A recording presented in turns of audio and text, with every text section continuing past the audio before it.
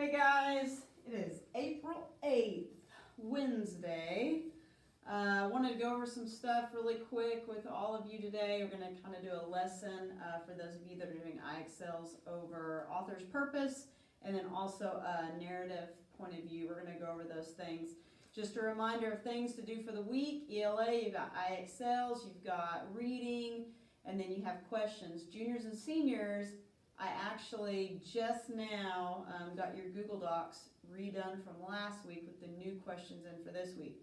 Remember, all you have to do, pick one question, answer it, and put your name by it.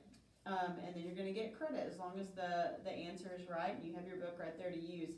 Remember, I can see who logs on and I can see who edits the document and when they edit it and all of those things. So just make sure you do that and get it done by Friday at 3:30, okay? Theater, don't forget your imitation assignment. I think I'm ready to see those. I'm a little nervous, but I know it's going to be entertaining, and it'll probably help me with some of my issues when I'm speaking on camera. So anyway, I'm going to get to the lesson today really quick. We're going to talk about author's purpose first, which is very, very simple review, and my younger classes, you guys have IXLs over those. So really quick, author's purpose, all you need to know on this is there's three basic types of author's purpose. And remember, the author's purpose is why the author writes in the first place, okay? So the tricky part about finding the author's purpose is there's basically three main purposes an author can have. They can either be informing you, they can be entertaining you, or they can be persuading you, okay? Notice I have ing, I'm going to put informing, so those are all parallel. But those are the three main purposes an author can have for their audience.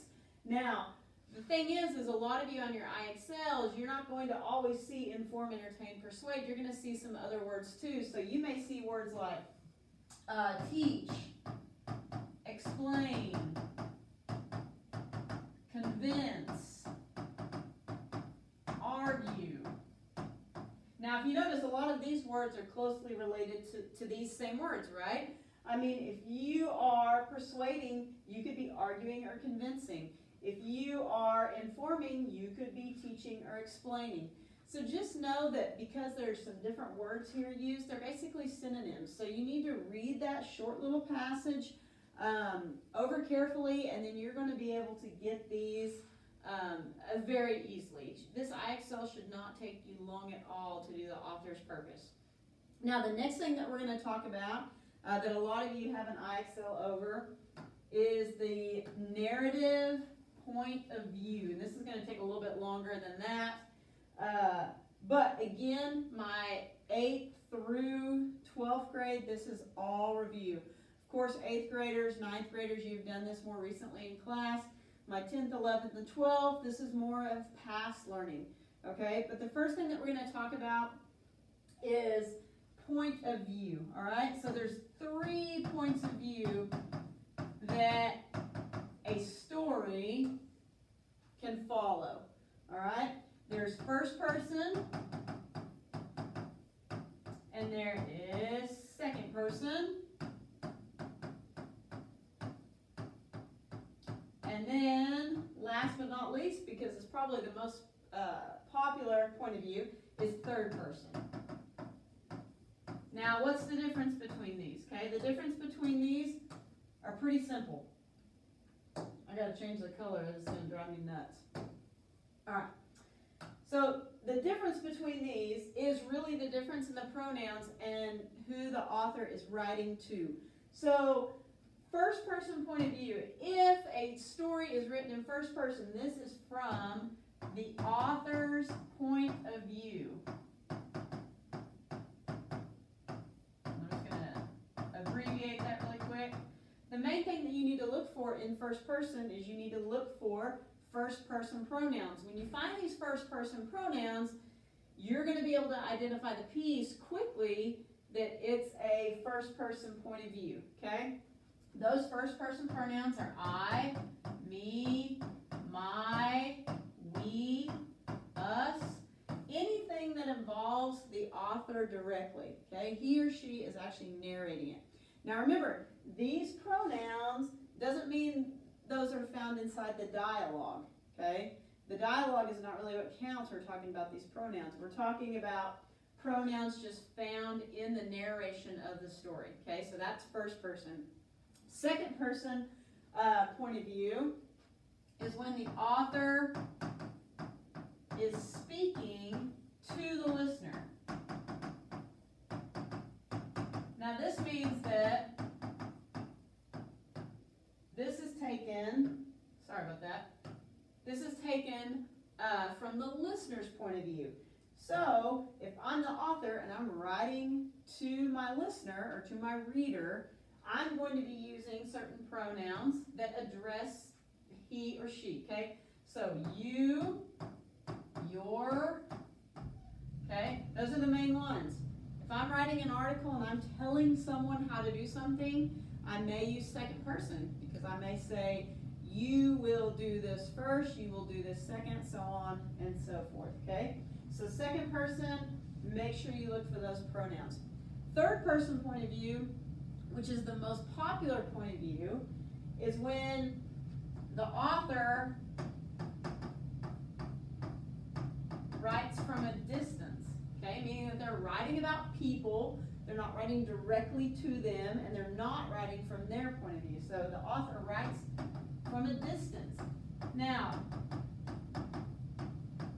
these pronouns, he, she, they, them, so on and so forth, okay?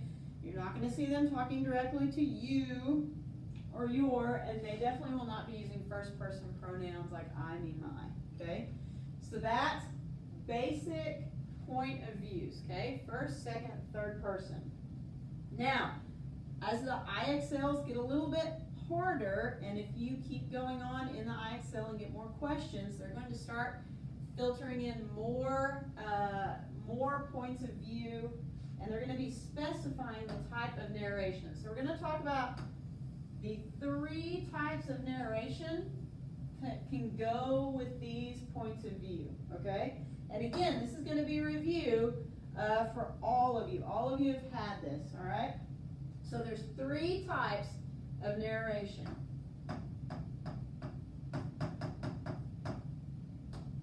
First one that we're going to talk about comes from first person usually, okay, but this is what's called a limited narration type.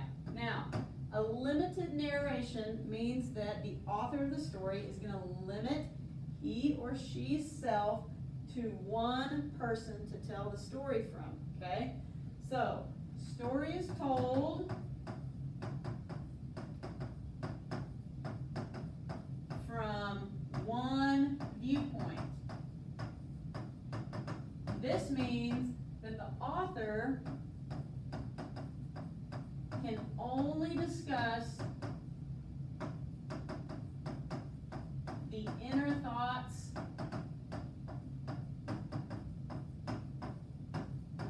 and feelings of one person, of one character, okay? So, those of you, 10th, 11th, 12th, who I've had in class, you've all read To Kill a Mockingbird, okay? To Kill a Mockingbird is written from a limited narration, and it's in first person because who's the narrator? Scout Finch, okay? And Scout, she tells the whole story from her point of view. She can talk about her inner thoughts and feelings, but she can't talk about Jim's or Atticus's or anybody else's, right? She can just talk about hers. That's a limited narration, okay? Second type of narration, move that up really quick, is an objective narration. Now, I always tell kids, think objective, observe, okay? Objective, observe. This means that an author can only discuss, they can only narrate in the story what they observe. Oh, let me do that. So, the thing is with an objective narration, the author can talk about what they see. They can't say that someone is feeling sad inside, but they can say that they look sad or they seem to be happy, but they don't know the inner thoughts and feelings of any characters. Just remember that objective means they can only observe. It's only what they see is what they can narrate about. And then the last narration type, which gives the author the most freedom, is an omniscient narration type. Now, omniscient, if you look up omniscient in the dictionary, it says like God, okay? So what this means is the author can discuss any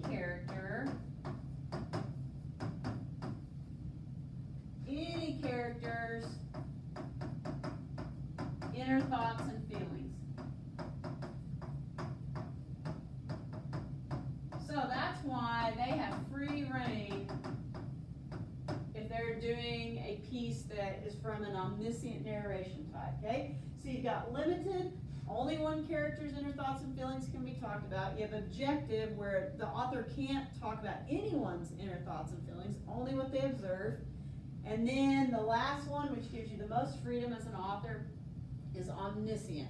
Okay, and omniscient means they can talk about any character's inner thoughts and feelings. Okay, so that is the other part of the point of view that some of you will have on your IXLs this week, and I hope that gives you a good review of that, so you kind of remember this and you're able to do those questions much more easier. All right. So before I go, let me remind you our thought for the week. Patience can be bitter, but its fruit is sweet. And don't forget that our 6 weeks word this week for our final 6 weeks together is patience. I know it's hard, but we all have to be patient. Remember that the results will be good. You just gotta wait. You guys have a great Wednesday.